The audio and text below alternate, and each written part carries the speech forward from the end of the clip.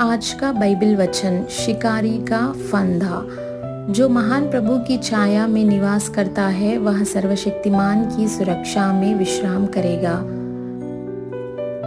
भजन संहिता 91 अध्याय का 1 वचन।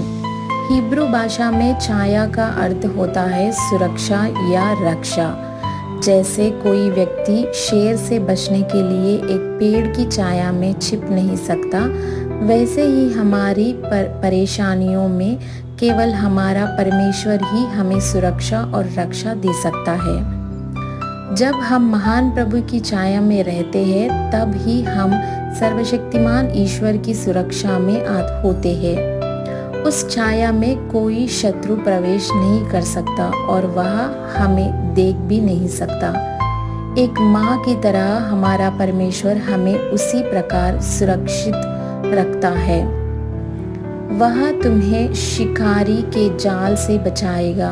पद 3। जब तक पक्षी शिकारी के जाल में फंसता नहीं, शिकारी छिपा रहता है।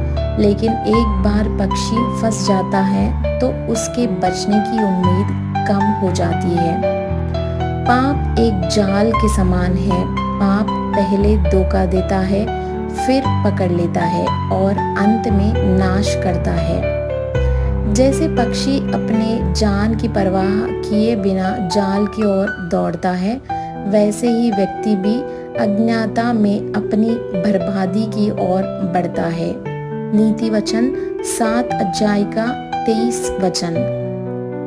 लोग अक्सर यह नहीं समझ पाते कि वे किसी घातक जाल में फंस गए हैं, और जब तक वे इसका एहसास करते हैं तब तक वे उस जाल में इतनी गहराई से फंस चुके होते हैं कि बाहर निकलना मुश्किल हो जाता है। मृत्यु भी एक जाल हो सकती है। मृत्यु के जाल मुझे घेरे हुए थे और पाताल की रस्सियां मुझ पर कसी हुई थी। 2 शमूएल की पत्री 22 अध्याय का 6 वचन।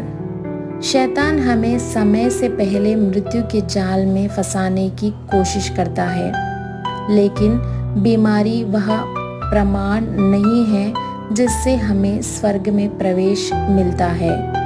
हमारे जीवन का काम कब समाप्त होगा यह प्रभु हमें बताएगा। जब कोई कर्मचारी अपने मालिक का विश्वास पात्र होता है तो मालिक ही उसे सेवा निवृत्ति की जानकारी देता है।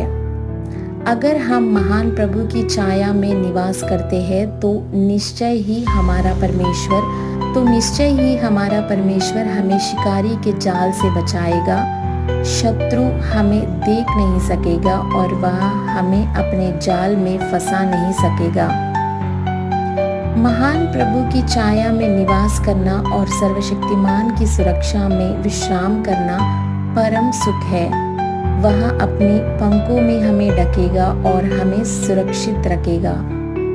इस वीडियो की पूरी स्क्रिप्ट चाहिए तो इस वीडियो के विवरण को देखिए।